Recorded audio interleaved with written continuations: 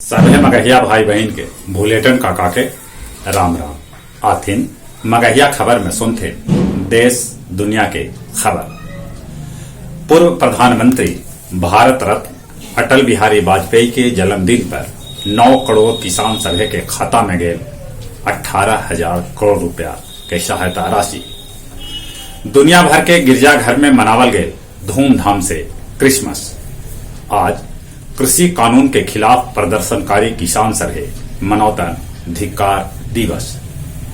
बिहार में इबेर मोतिहारी, बेतिया, मधुबनी, बक्सर और समस्तीपुर बन जाए नगर निगम। आंध्र प्रदेश में एगो बेहोश महिला के अपन पीठ पर लाद के एगो कांस्टेबल 6 किलोमीटर पैदले चल के अस्पताल पहुंचेलक।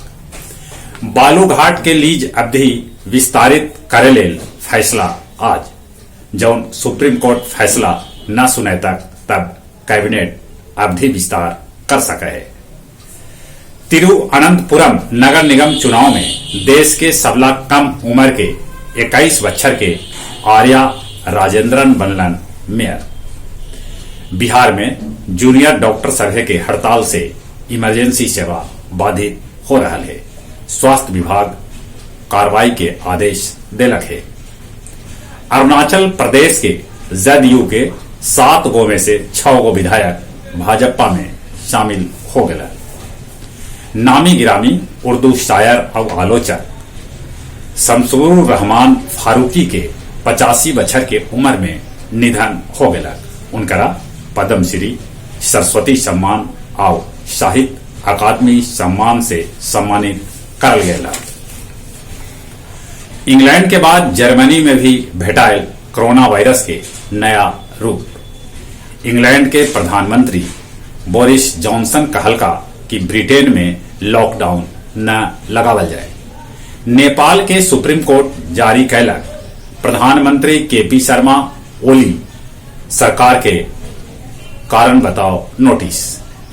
दुनिया के 11 देश चीन, रूस, Canada, Britain, Israel, Ireland, America, Switzerland, Argentina, Morocco में लगावल जा रहा है कोरोना के टीका। गया से मुंबई ले इंडिगो एयरलाइंस के विमान सेवा कल से शुरू हो गई। पंचदेव महादेव मानपुर सीताकुंड के सामने मनावल गए पूर्व प्रधानमंत्री अटल बिहारी वाजपेयी के जयंती। इस अवसर पर अटल पुस्तकालय सह शोध संस्थान के भी नींव रखल गए।